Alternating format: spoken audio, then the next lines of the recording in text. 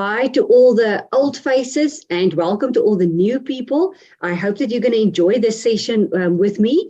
And I'm hoping that I'm not going to see you just today, but next week, Wednesday, same time, and the Wednesday thereafter. That will be parts 2 and parts 3.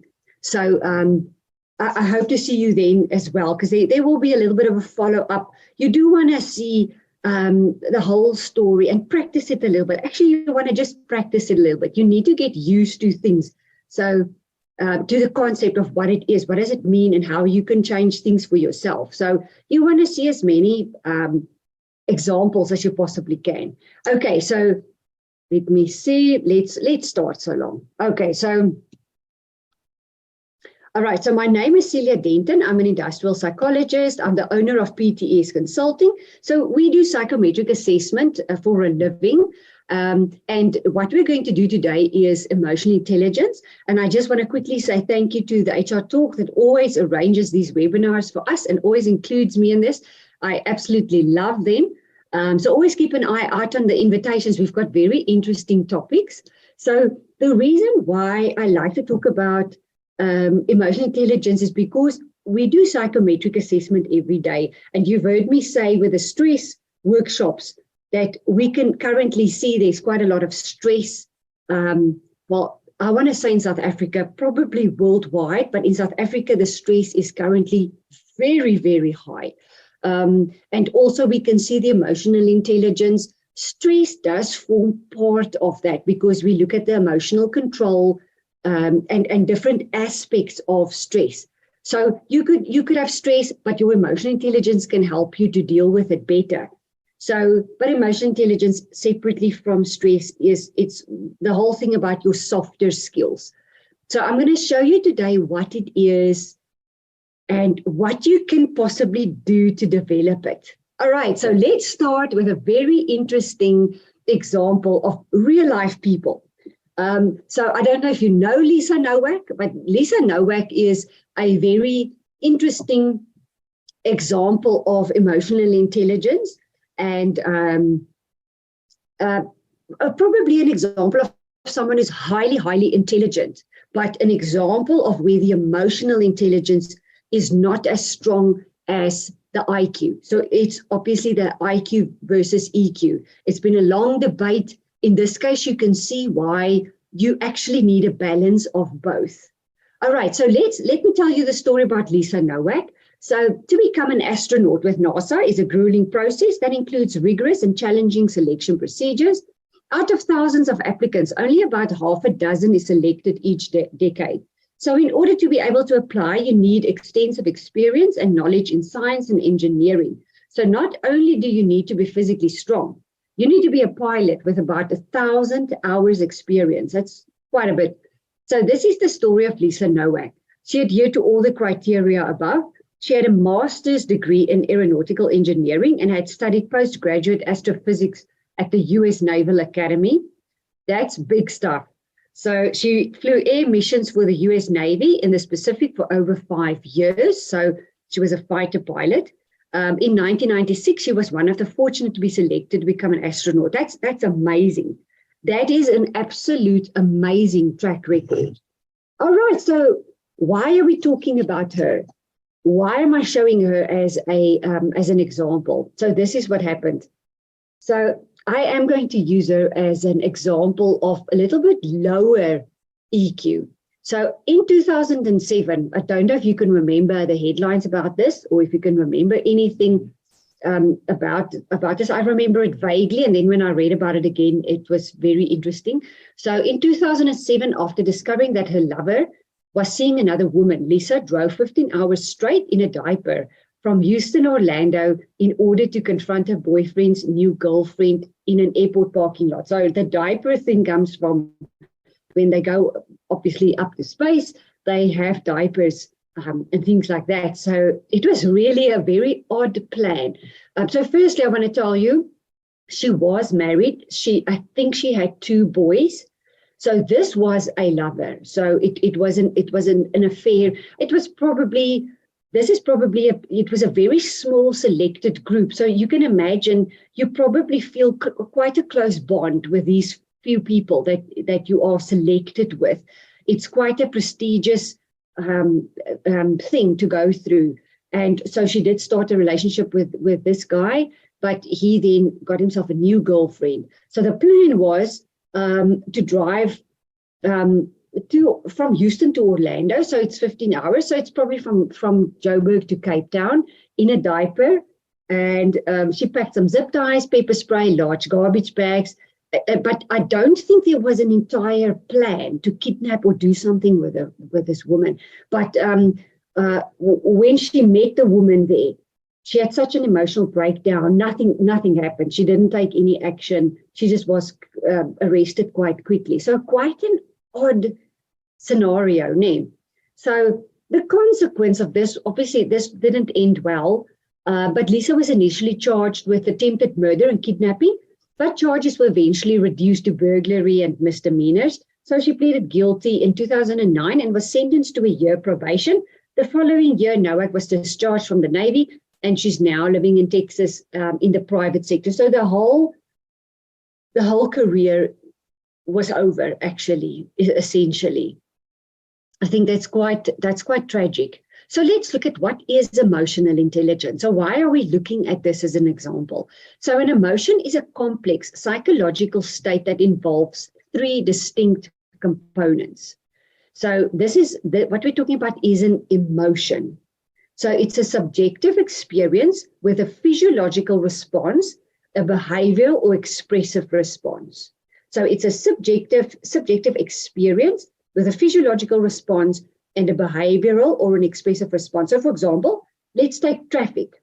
Traffic would be a subjective experience. Let me show you the next, to express it. So the three key elements of emotion. So the subjective experience is being stuck in traffic. So that would be your situation. There's always a situation. Never think that emotions and things just exist on their own. There's always a situation. Then there's a physiological response, like feeling panic, stressed, anxious, or frustrated. So imagine yourself being stuck in traffic. That's your situation. The physiological response is maybe panic, I'm going to be late, or anxious or frustrated. If you are a different type of person, you may just say, oh, well, this is just how it is, and be calm and relaxed in it. But probably in the past, there may have been panic or stress or anxiousness. So your behavioral or expressive response would be maybe driving erratically, faster, pushing in front of others, or even just relaxing. That it's also, don't always see this in like a negative thing that you do. It could also be a positive thing. It could also be, I'm stuck in traffic. My physiological response is I start to breathe deeply and I'm relaxed. And my behavioral response would be to just drive calmly, just relax and sit back and go through it. So it's not always the panic part, but I just want you to recognize it. Obviously, if you are relaxed, it's maybe because you've spoken to yourself and said to yourself, listen, to stress every time, it's not going to get me anywhere. So it depends. It depends. Maybe you're used to it, whatever. But whatever your response is, good, bad, panicked, calm, that would be the way that it flows. Okay, so what is emotional intelligence then? So emotional intelligence refers to the ability to perceive, control, and evaluate emotions. So some researchers suggest that emotional intelligence can be learned and strengthened. Others claim it's an inborn characteristic. So there could be a little bit of both. I often even think about narcissism and things like that, whether it's inborn. And most of these things are because of your environment. Sometimes I just wonder. I can't help but say that. Sometimes I just wonder. But so you could perhaps have more emotional intelligence in your personality type. You could be more people-orientated or whatever, but a lot is what you learn. It can be strengthened. So don't think that you are the way that you are. You can definitely learn and unlearn things. You can get better coping behaviors. You can definitely adjust and adapt, definitely, without a doubt, if you want to. The ability to express and control emotions is essential, but so is the ability to understand, interpret, and respond to the emotions of others. That is quite a thing that we really neglect we try and understand ourselves. Yeah, so I understand the other person, but what would be very important, even if you are in a confrontation or an argument with your partner, and if you think about that process, you are very hell-bent on getting your point across. Are you aware of the emotion that the other person is feeling and trying to express? If you allow a chance for that expression to come out, you could actually go forward. It is usually when you start, when you start fighting and you just start, it's over, I can't do this anymore, and you slam the door and it's over. So then it gets blocked, it stops. But if you can try to understand what the other person is feeling and trying to express, you can actually get ahead with the argument. You can actually get through it to the other side. So that would mean that if you can perceive your own emotions, control your own emotions, and then try to accurately evaluate those of others. So let's look at the next one. So let's go back to Lisa. EQ is the ability to perceive and control and evaluate emotion. So what do you think? What are the emotions that Lisa experienced? So if anyone wants to chat in the chat box or in the Q&A box, I don't know if they're enabled or not, you can use any one of them, but share with me what you think. What emotions did Lisa experience? So let me flesh this out a little bit. So remember, it's a married woman, she's got children, but she's in this elite selected group. Can you imagine if you've gotten to that extreme level, everything that you've gone through and the bond that you have with these probably only 5 people in the world that was selected to become astronauts? She may have had a bond with that guy, maybe started an affair. And please don't think that emotional intelligence is excusing bad behavior or excusing criminal behavior. We're not doing that.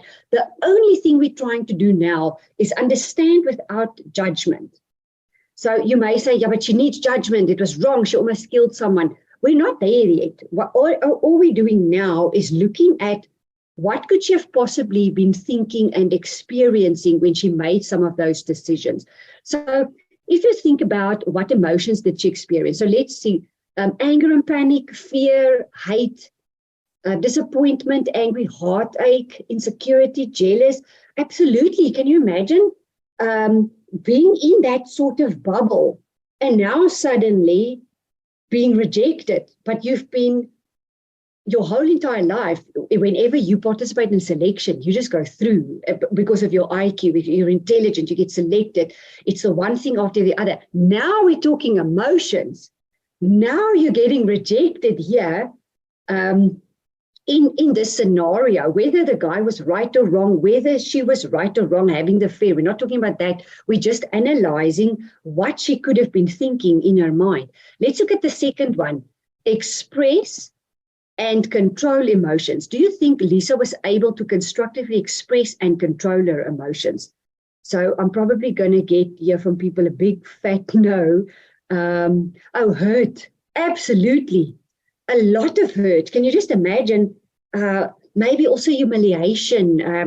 But I like so much the word here that someone said heartache. I like that word because there was definitely a little bit of that in there. So was Lisa able to constructively express and control her emotions? So on the expression side, so a lot of people here say no. So whether she could express it, I doubt it. Maybe she tried to talk to the guy. Maybe he spoke to her. She didn't want to listen, whatever. But control, that was definitely out of control. The emotions were definitely out of control. The last question, someone else also here says unworthy. Possibly because you were always worthy. You've been selected for NASA and whatever. Now suddenly I'm unworthy. I'm getting rejected. So can you imagine? She's already married. There's children at home. So that's the reality. Can you see how incredibly confusing it is? And here you've got the lover. And with that happening, it must have been, in her head, it must have been incredibly chaotic. whether right or wrong, I'm not talking about that. I'm talking about it must have been chaotic for her. So let's look at the last point here. Understand, interpret, and respond to the emotions of others. That's a very good question. Did she understand, interpret, and respond to the emotions of others? Did she understand the emotions and the feelings of the other parties? So firstly, did she keep in mind what her husband and children must go through? Secondly, did she understand and feel what this man and the new girlfriend was thinking or planning or whatever? So I think this for me is a very, very big one, because it's very important to try and understand what someone else is maybe going through. What maybe the guy at some point thought, listen, this is a married woman. We need to break it off in any way. I don't know what the situation was at all. Maybe he was jumping from girl to girl, but maybe he thought, I really like her, but she's married and children. We need to stop it, whatever the scenario was be. All right, it would have been interesting to have more information on that. All right, let's look at what EQ is not. So this would be very important, because I think in worldwide, but in South Africa, they say that South Africa's EQ is not as high as the rest of the world. It's not bad. We're apparently not bad, but we are not that great when it comes to EQ. So, but I also see sometimes when I talk to people about this, there is a big misunderstanding. And if you understand it incorrectly, you're not going to develop it. You're not going to have time for it, because you're going to think it's fluff, it's nonsense. So I actually put here, can you see the last point there, hugging and consoling? I put it there on purpose, because people say to me, listen, I'm not a huggy, kissy person. I'm not going to sit and cry with you, whatever. And then I'm thinking, but that's not what it is at all. It's not that at all. That is maybe very much expressing empathy and maybe love or understanding for someone, but that's not EQ. EQ is not just always being agreeable. So of course we will of course say that, if there's someone that made another comment, yes, she acted selfishly of her own needs and wants. Yes, because her cognitive brain was thinking. Her cognitive brain was thinking in full swing. It is thinking, what is it that I want? Not considering maybe her husband, her children, even the boyfriend, whatever it is. So, okay, so what emotional intelligence is not, So just being incredibly agreeable is not emotional intelligence. So you will also see that we're going to say just always being confrontational and difficult is also not having a high EQ, but it does not say that you have to be overly agreeable and just always say yes and highly accommodating. Highly agreeable and accommodating can actually have a downfall for you. You want to have a balance in between the being accommodating, agreeable, and confrontational and dominant. You want to have a nice balance in there. I was actually shocked when I Googled the true definition of agreeableness and accommodating. If it's too much, it's actually a problem for you managing your own life. So it's not constant optimism. It's not happiness. It's not calmness. It would be controlling emotions to some extent, yes. This is an important one, dropping your own standards. So having an understanding for someone does not mean dropping your own standards. So if we try to understand Lisa's behavior in a non-judgmental way, just looking at looking at it and trying to understand it and see what you went through, you do not have to accept it, drop your own values and say, oh, shame or whatever. That understanding does not mean condoning or dropping your own standards or letting people get away with things. It's purely listening and understanding in a non-judgmental manner. Have you ever tried to look at someone and talk to them absolutely non-judgmentally? This would be a nice drive for you if you want to go forward from here. If you listen to your friend again, or anyone again at work, boyfriend, girlfriend, husband, wife, try to look at them and to really drop the judgment and really listen. It's actually quite a skill. Let me tell you, it's quite a skill. Usually we conjure things up already in our heads up front so that we have an answer ready. So giving excuses, definitely not. Letting people get away with things, not hugging and consoling. Don't think you have to entertain. You can understand what an employee, say you're a manager and the employee is not delivering. Listening and understanding what they're going through does not mean you have to accept lower standards. You can set the parameters and the boundaries nicely by communicating well, giving an understanding, but also your parameters of what it is that you need to do. Let's look at the next slide. So what low EQ would look like? It is being argumentative, not listening. And remember, we think we're listening. We think we listen, but we actually don't. Blaming others, emotional outbursts, or always having to be right, oblivious to others' feelings, poor coping skills, turn conversations to themselves. That's very frustrating when you're talking about something that's happened to you and someone, relate to the extent that they actually talk about themselves. So it's good to relate with people, but keep an eye on yourself that you don't take over and take it away from the person that's actually trying to maybe relieve a little stress of their own. Struggle with relationships. So this is a good example of what low EQ looks like. Then, what is high EQ? So high EQ individuals control their interactions with toxic people by keeping their feelings in check.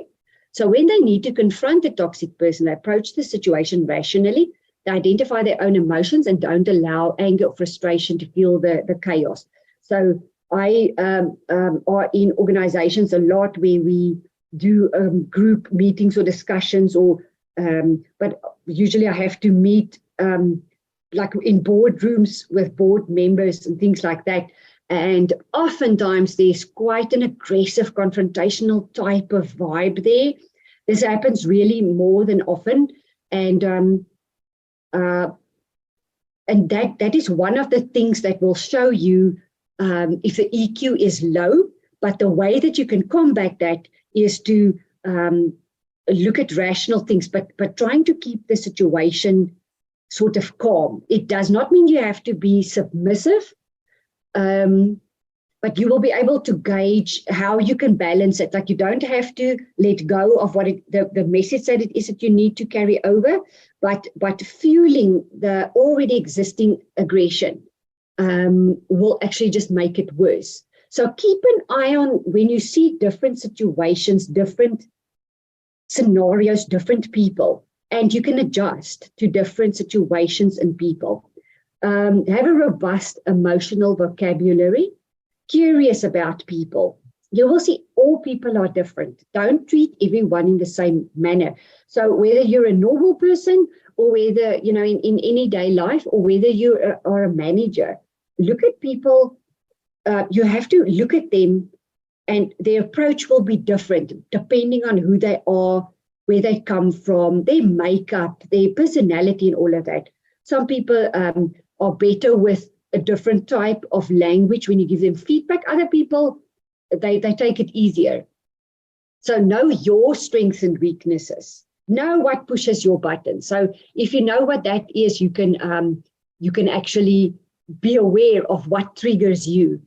Good judge of character, difficult to offend. So there we also go to that resilience. If you often feel that you get offended very, very easily, build your own resilience. Become more tough-minded. It's like a muscle. You can practice it. Take things for who it comes from, firstly, and try and see if you can build on it constructively. Sometimes you can, sometimes you can't. You just let it go. But difficult to offend will equal resilience. Let go of mistakes. Don't hold grudges. Neutralize toxic people. They don't seek perfection. They're okay because it's good enough.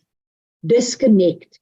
Disconnect is the ability to disconnect from this thing for a while. This is probably one of our biggest challenges, to just let it go for a while. Are you able to sit tea time or lunchtime at work for 15 minutes just with your cup of coffee?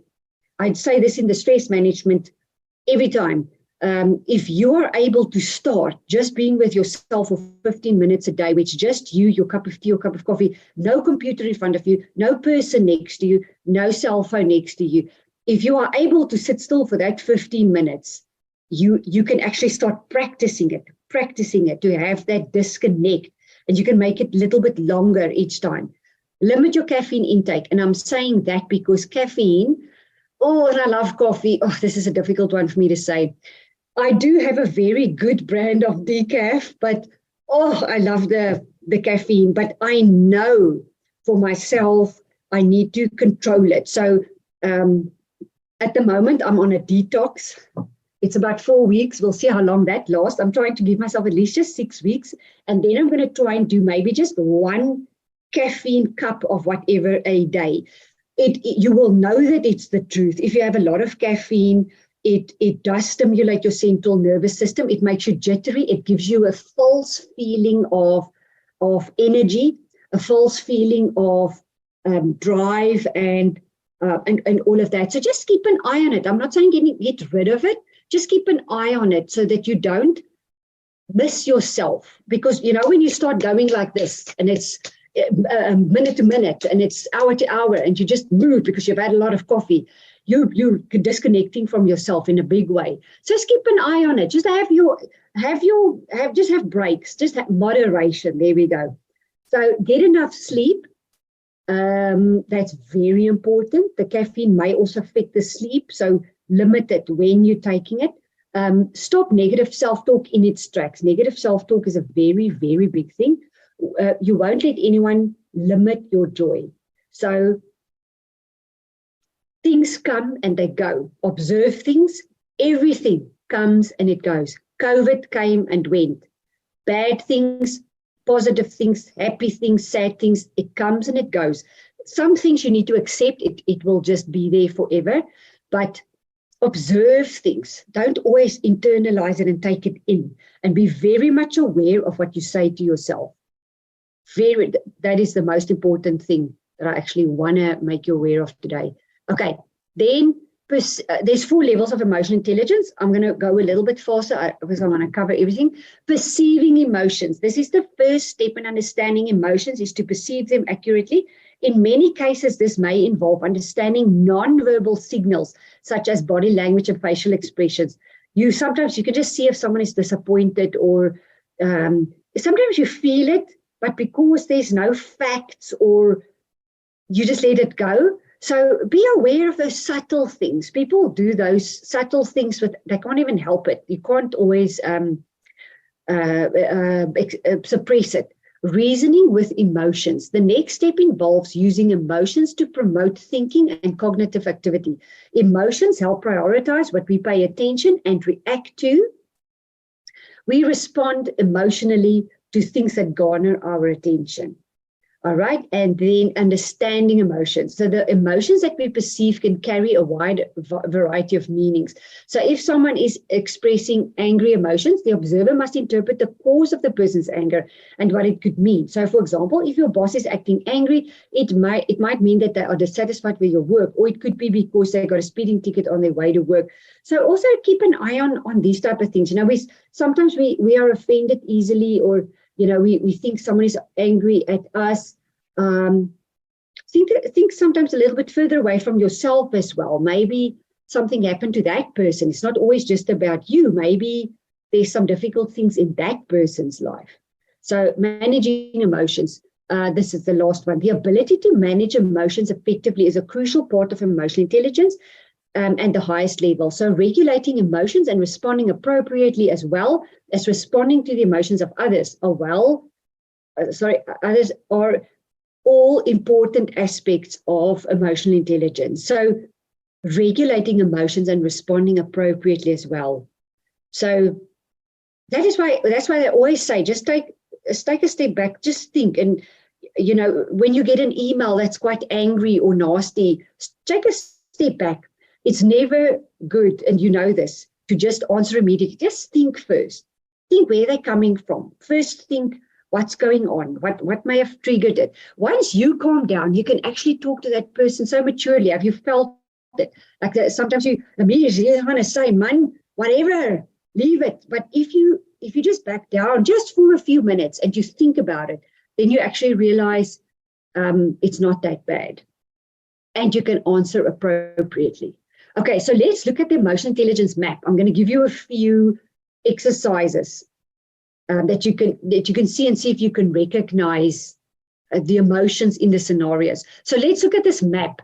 This map it's what we spoke about now, and it's just a map that will easily remind you of what it is that we're talking about. So firstly, in the middle there, it's motivating yourself. I always find that interesting because I never knew that motivating yourself could be a component. But I see nowadays that your independence, your self-direction, everything lies with yourself. If you don't understand yourself and know yourself, you won't get anywhere. That is why people sometimes struggle. So motivate yourself. Who are you? Then let's look at the surrounding one. So KE stands for knowing my emotions. HE stands for handling my emotions. MR stands for manage relationships. And RE stands for recognize others' emotions. Right. Okay. So firstly, knowing my emotions, so knowing my emotional strengths and being sure about my abilities. So the first one is just knowing my emotional strengths. Also know what is it that does, where's your weakness, and being sure about my abilities. Handling my emotions is when are you faced with emotional triggers, like what gets to you. Then manage relationships. So read and manage social situations, interact successfully with others, interact successfully with others, and negotiation with others. So I want to give you a quick example. I was not thinking whether I should or not, but I want to give you this example. So read and manage social situations, interact successfully with others, and negotiation with others. So I was in a situation recently where we went to a restaurant, massaging, whole spa day thing, and someone brought daha cookies there, but we were not entirely sure. We didn't know what it was. We did, my friend especially, she didn't know what she was taking. And the person that, in short, what happened is that we were in the social environment and there was a little bit of the getting high on these cookies, which we really didn't want. And the person that invited it or brought it with could not understand why we were angry at all, not at all. To this day, the person is like, but what's wrong with you? And it was very, very irresponsible, because if you give someone a cookie and you don't know what is in there, it can be quite, it can have very bad effects. So for that person to introduce it there in that environment, we still need to get home, not knowing what it is, the effect that it would have, and the person cannot understand. So what I would assume is the ability to read the social situation, the ability to read the fact that we were actually angry about it. I found that amusing. That's very funny. Anyway, but that's in short. That would be a very good example. So just let you know, I don't take these cookies regularly, but that was a scenario in that little box there. So let's keep it there. All right, so then recognizing others' emotions, this would be the fourth component. So working with people from different cultures, talking to supervisors, subordinates, getting to know people. So what I also find interesting about my scenario with the cookie is this particular person could not understand the irritation, the absolute frustration, the anger that went with it. And so that actually, now that I think about it, it must be an emotional intelligence problem. It is an irresponsibility problem, but also an emotional intelligence thing. All right, so this is the map. Let's look at a scenario. So please let me know in the chat box what you think. So what you think is your answer. So this is the first question. You have a new unfriendly coworker. Your boss asks you to interact and train the employee, and you need to work in a one-on-one manner. So which component of the emotional intelligence map will work most effectively? So your boss asks you to interact and train this employee. You need to work in a one-on-one manner. So what would help you to deal with this? So firstly, there's knowing my emotions, handling my emotions. manage relationships, recognizing others' emotions. Which one of the 4 components do you think will help you if you need to train a new unfriendly worker? So let me see. Okay, what is the first answer here? So managing relationships, recognizing others' emotions, managing relationships. So let's see what the answer is. So yes, it's correct. It is manage relationships and recognizing others' emotions. So listen, in any way, it will probably be good to understand your own emotions. Like if someone is sort of unfriendly or silent, where it may also trigger stuff in you. So keep in mind, you also need to know yourself. Let me see more answers here. Recognize others' relationship, recognize others' emotions. Definitely. All right, so you're on the right track. Let's look at the second one. A safety inspector is visiting your office next week. You are under pressure and you need to pass the inspection. You are getting upset by small things and snapping at employees. Which component of EQ can work effectively here? So a safety inspector is visiting your office. You are under pressure. You need to pass the inspection. You are getting upset by small things, snapping at employees. What do you need to recognize here? So knowing your own emotions, handling your own emotions, managing relationships, recognizing others' emotions. So let me see. So people are saying, HE, handling my emotions, handling my emotions, handling my emotions. Yes, handling my own emotions. Yes, so you're on the right track. So the answer would be knowing my emotions and also handling my emotions. Now, you know why we say knowing my emotions first, because knowing my emotions is really going to have a very good impact in handling my emotions. So you'll see that they all sort of melt into each other. So the cognitive brain will tell you it's maybe just a green block or just a blue block. But can you see that there is overlap? They do melt into each other. So, but you're all on the right track because you do need to manage your own emotions because you're getting irritable, frustrated and that. But if you know yourself, it's going to help you even better because if you know what is the trigger, you know, this could be the consequence of this, and this is why I'm actually getting frustrated because of the consequences. Right, next question. Karen is a hard worker and very good at her job. The boss wants to promote her to supervisor, but she's not sure whether she's ready for the responsibility. What can help her here? All right, so knowing her emotions, handling her emotions, managing relationships, or recognizing others' emotions. Okay, let me see what you've got. Managing relationships.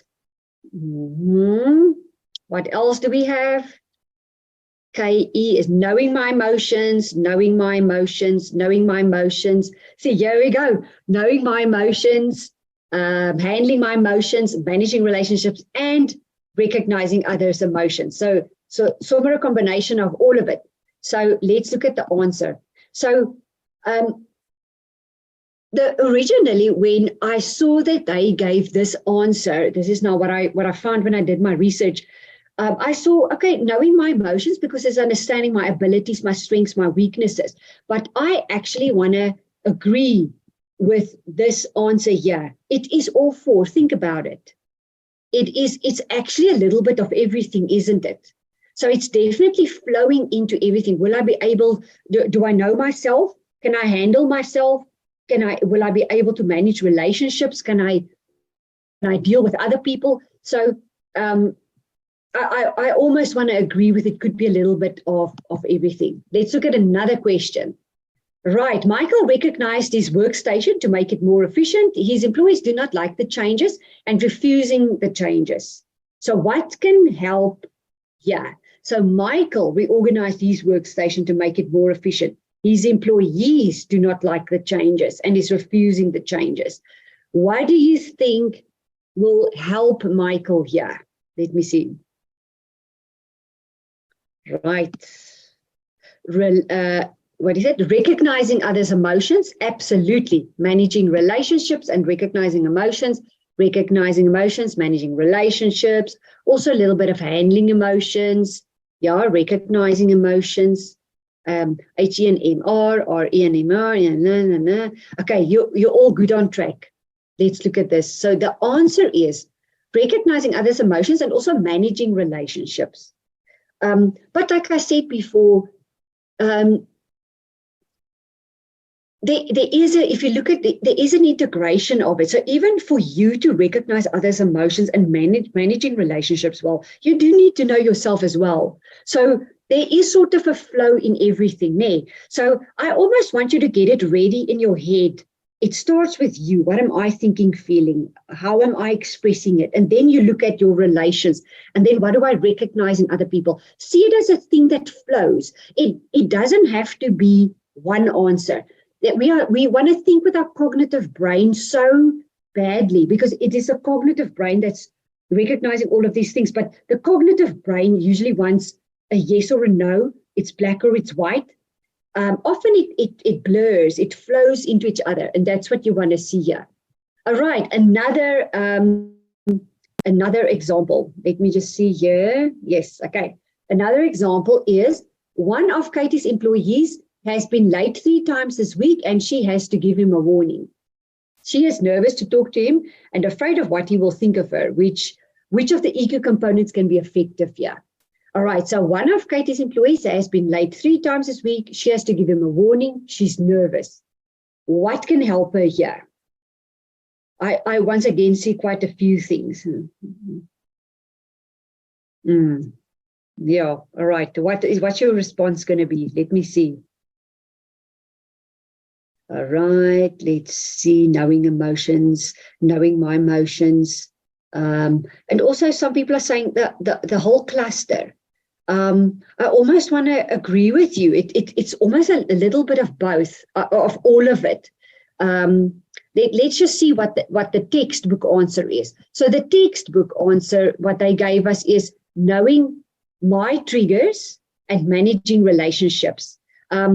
But every single time when I do this presentation, when I get to this part, my answer is all 4 the blocks. It's just good because for you need to know what is triggered in you when someone is doing something like that. You need to manage and control your emotions because you need to not lose your stuff, and then manage a relationship with a person. But also if you can recognize the emotion in that person, maybe that person is not just difficult, maybe they're going through something. And you just need to understand it in order to manage it. So can you see, almost everything comes out again. So although they're saying handling emotions and managing relationships, I want to say the whole cocktail.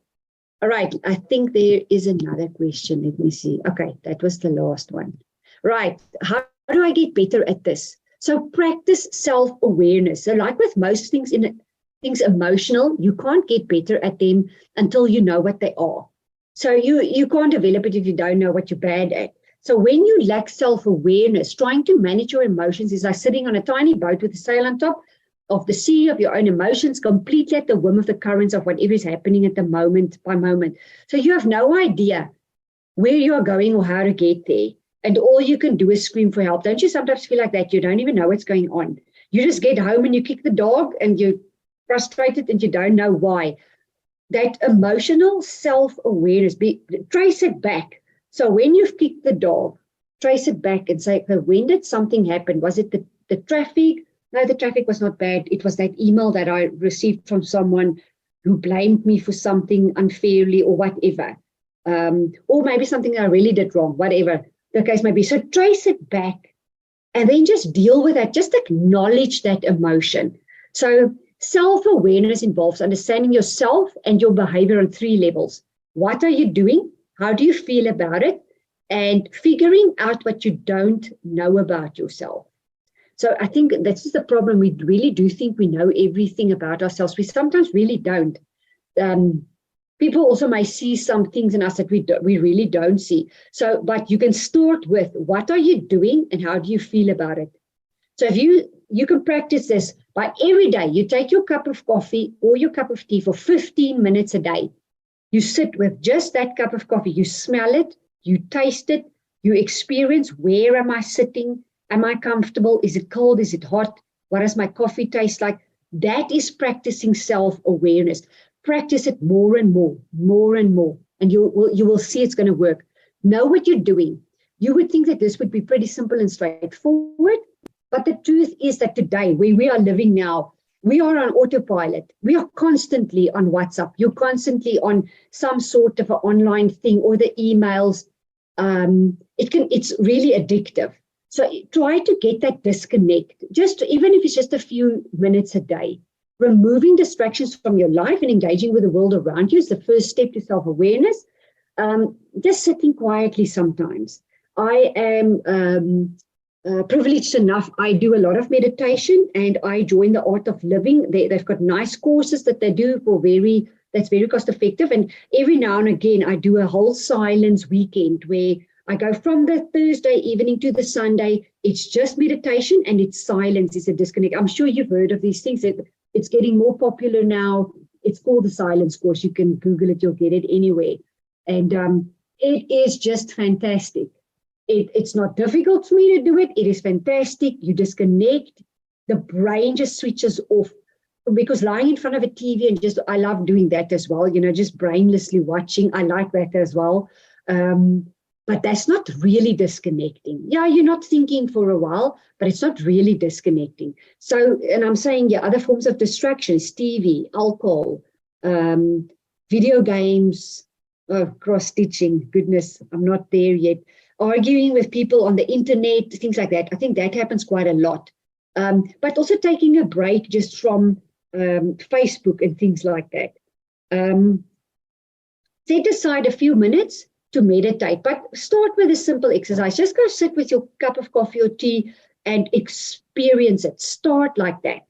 And then, but we do, do those things because you want to avoid uncomfortable emotions. Because if you are alone with yourself, you may, think of things, and watching TV helps you to not think of things. All right, then knowing what you're feeling. So at first, once you actually pay attention to how you feel, it may freak you out. You might come to realize that you're often actually pretty sad, or you're kind of an angry person. You might realize that a lot of anxiety going on with that whole phone addiction thing is really just a way to constantly numb and distract you from your anxiety, because we are all so anxious and busy. It's almost difficult, I think, to stop and wind down. It's like they call meditation the art of doing nothing, because it's not easy. I think I'm pretty good with that right now. I have to say I do get it right, but I had to practice that a lot. So let's look at the next one. Knowing your own emotional stuff. Once you see the icky, uncomfortable stuff you're feeling, you'll begin to get a sense of where your own little crazy resides. Identify your stuff. For example, you may not like being interrupted while you're talking, so you may be rude back to people. Now, just being self-aware is not sufficient in or of itself. One must be able to manage the emotion as well. Your first step will probably be just to recognize when you feel something. Don't feel you need to suppress or chase away the emotion. Emotional intelligence is recognizing the emotion, recognizing it, not chasing it away or suppressing it. So people who believe that emotions are the be all and end all of life often seek ways to control their emotion. So you can't control your emotion. You can only react to them. This is very important. You cannot control emotions, but you can react to them. So emotions are merely a signal that tells us to pay attention to something. We can decide whether or not that something is important and choose the best course of action in addressing it or not. Yeah, so that's the other thing. Do you want to address it or not? So when something pops up, do you want to go there or not? You don't have to. If it's an unpleasant memory about an ex-husband or something like that, you can acknowledge the feeling that you have. You don't have to then further entertain it and have it in your head going around and around and around. So I quickly want to add this to you. If you want to get rid of an unwanted thought, there's a study done with white bears, suppressing white bears, where a study was done. People were asked to not think of a white bear. They thought more of a white bear than the group that was asked to actually think of the white bear. The reason for that is the more you try and suppress something, the more it pops up, because the brain reminds you to not think of it. So if you want to get your ex-husband out of your head. Don't suppress it. Don't try to deny it. Acknowledge it. And then just think of, replace that thought with something else. Replacing it with something else will make this one subside. It will calm down. So don't think that you're not allowed to have emotions or feelings. The trick is to acknowledge it and then also decide, do I want to entertain it or not? And then you want to think of something else that's maybe more pleasant. There's no such thing as a good or a bad emotion. There are only good or bad reactions to emotions. So anger can be a destructive emotion if you misdirect it or hurt others in the process, but it can be a good emotion if it corrects injustices. So anger is not always bad. You can actually stand up for someone or yourself if you do get angry. You understand what I mean? So joy can be a wonderful emotion when shared with people you love, but it can be a horrifying emotion if it hurts other people. Right. Learn to motivate yourself. Have you ever lost yourself completely in an activity? For example, you start doing something, you get immersed in it, and when you snap out of it, the quasi-hypnotic state you somehow induced yourself in, you realize 3 hours later that you have passed, 3 hours have passed, but it felt like 15 minutes. So this is a great feeling. And when you achieve it, it will motivate you to keep going. That's when you really enjoy something and time just goes by. Notice something important here, though. Don't wait for that feeling to arise before starting an activity. Start doing something and then when that feeling starts to build, it motivates you to keep going, and the feeling builds a little more and more, and on and on. So this is what we call the do something principle, and it's because probably one of the simplest yet most magical hacks we've ever come across. The do something principle states that taking action is not just the effect of motivation, but also the cause of it. So this is just doing it, doing things that you like and getting immersed in it. Recognize emotions in others to create healthier relationships. Let me just keep an eye on the time. Everything we've covered so far deals with handling and directing emotions within yourself, but the whole point of developing emotional intelligence should be ultimately to foster healthier relationships in your life. Because why are you doing it? I mean, you don't just want to understand yourself, so it's now you and yourself. You want to do it for better work relationships, home relationships, family relationships, all of that. So it begins with the recognition and respect of other people's emotional needs. So you do this by connecting and empathizing with others, by both listening to others and sharing yourself honestly with others. That is through vulnerability. And we're scared of vulnerability now. We don't want to tell or say too much. So to empathize with someone doesn't necessarily mean to completely understand them, but to rather accept them as they are, even if you don't understand them. So that's also fine. We don't have to understand Lisa Nowak. What she was going through, what was in her mind. I think the ultimate thing, as long as no one got hurt, we can live with it. But you don't have to always understand. You just know someone is going through that. So you learn to value their existence and treat them as your own end rather than the means for something else. So you acknowledge their pain as your pain. It's a collective pain. So often when someone is rude with you or funny with you, say, I've told you about those board meetings that I have a lot of, often that is because something else is covered up. It's maybe a fear. It's maybe I often have to give people news about results of tests that they did. And it's fear. It's scaredness. I'm worried you're going to say that maybe I'm stupid. Maybe I'm crazy. Maybe I'm not good enough or whatever. So a lot of things are hidden behind that fear. And what you want to try to do is break down that barrier of fear and get through to the person. I've seen that also works. If it doesn't work, you move on. I just want to, there's just 2 slides left. So infuse your emotions with values. So in the 90s, emotional intelligence became the big buzzword. So CEOs and managers read workbooks and went to retreats on emotional intelligence to promote their workforces.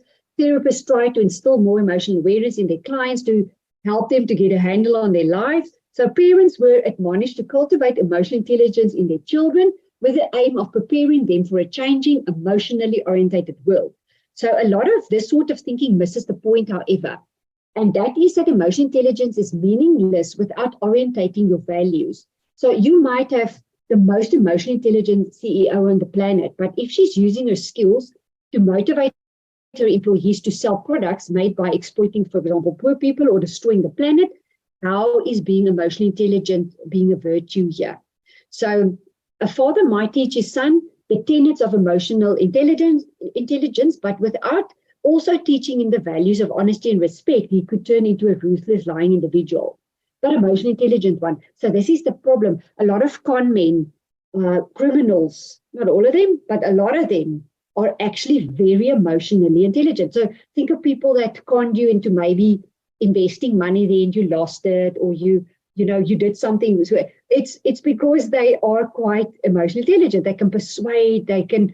So don't confuse this just with very professional looking, or having in your mind a perception of what that looks like. This will make you more emotionally intelligent, is to actually summarize all the types of persons that you get, the types of people that you get. And then Lisa Nowak, for all her brilliance and expertise, couldn't handle her own emotions and valued the wrong things. Therefore, she let her emotions drive her off the proverbial cliff, going from outer space to incarcerated space. Okay, so ultimately, we're always choosing what we value, whether we know it or not. And our emotions will carry out those values through motivating our behavior in some way. So in order to live the life you truly want to live, you have to first be clear about what you truly value, because that's where your emotional energy will be directed. So, and knowing what you truly value, not just what you say you value, is probably the most emotionally intelligent skill that you can develop. All right. Did anyone have any questions, anything that you wanted to add? Let me just put there's my contact details. If anyone wants to email me or ask me questions about this. Is there anything that is unclear? I can share this last tip with you.